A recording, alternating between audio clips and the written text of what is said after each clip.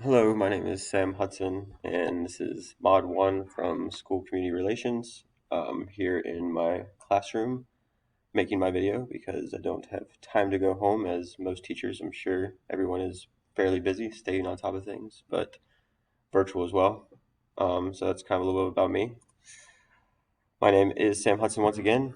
I'm passionate about working and building relationships with young adults inside and outside the classroom. I feel that they still have time to learn.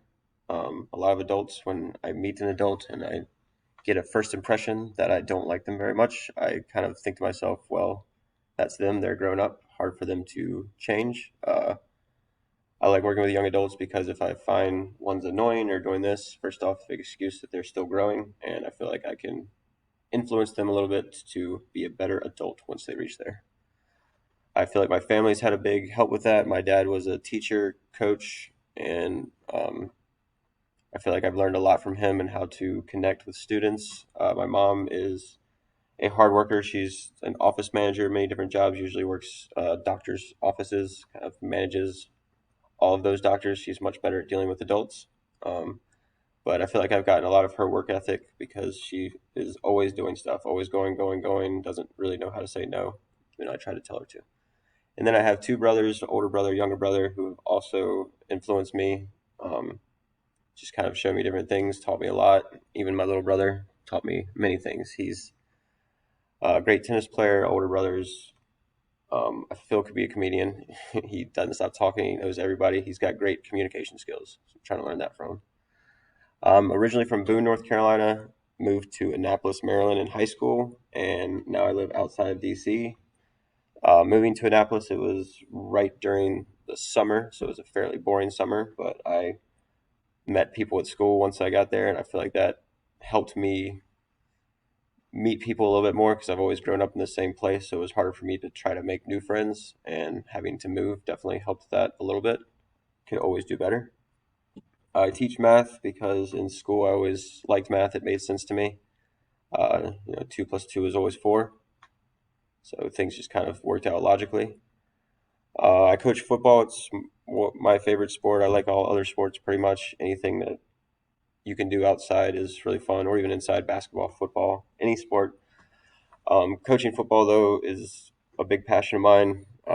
It's long hours after school, but they really do kind of fly by, and it makes a lot of fun. I get to see the kids outside the classroom and how they react.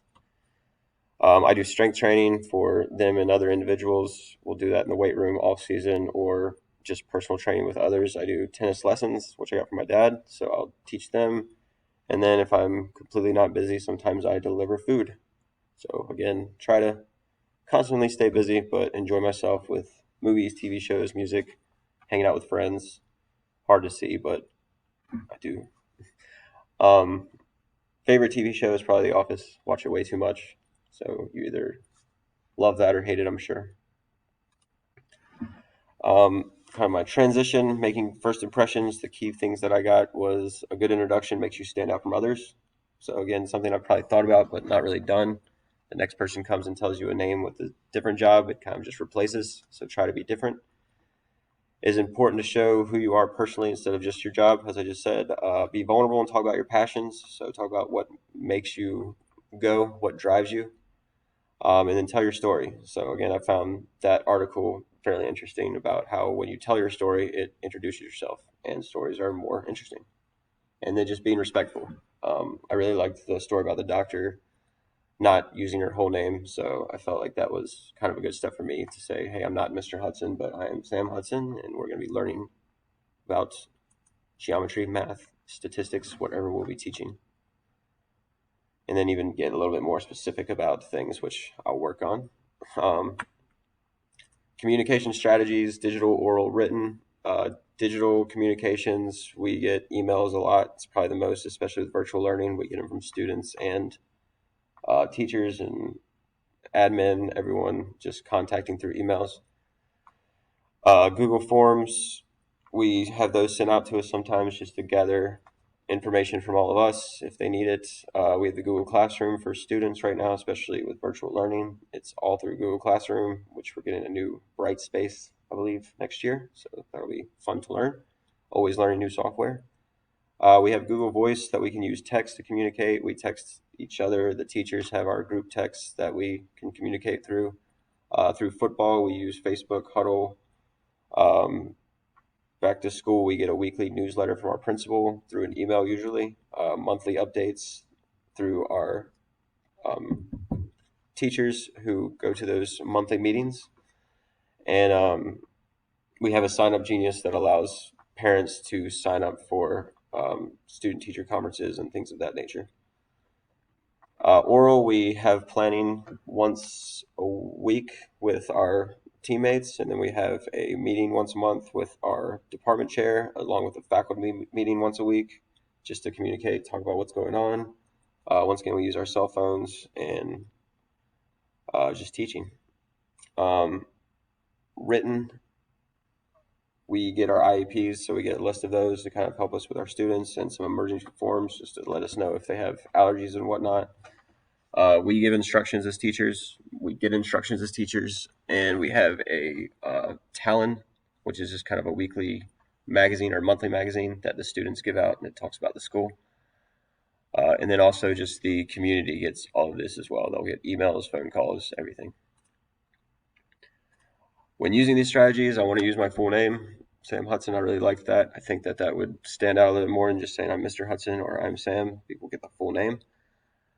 And it also will help me get names for other people. I'm also going to have my friends or ask them to make a list of interesting things about me, because I feel like I can think of some things, but it would be nice to see others' thoughts and I can write them down, store them for later use. I liked that idea. Um, and again, telling my story. So I feel like telling a story makes you open up more. They see you more as a person instead of just facts. And then explaining problems that you see in the profession and what you can do to help make a change. For instance, some of the grading policies and stuff, which I can't really change off the top of my head, or right here. But again, just kind of making the students earn their grades more than just giving. I feel like that can sometimes be a problem, and I really hope I can help change that. Communication within the school, once again, our faculty emails. If we want to send out an email to the faculty, we can do that, but we usually have to send it through the admin first if we have like an announcement or something online that we saw or something to post. Again, always kind of just check with admin is really their key rule. We're encouraged to send in photos to them of learning going on in the classroom so they can post them on the school site and Facebook. They use that to communicate with the community. If there's an emergency, an email goes out to pretty much every parent, student, teacher, and everything in the county, along with an automatic phone message. I usually get 2 phone messages, 2 emails, so they really push those communications on you. And then Google Voice, we actually have to contact the parents, so we have a Google Voice number, so that way we can call them and let them know that if something's going on, especially with virtual learning, it's harder for us to see them in person and say, hey, why are you not turning in this?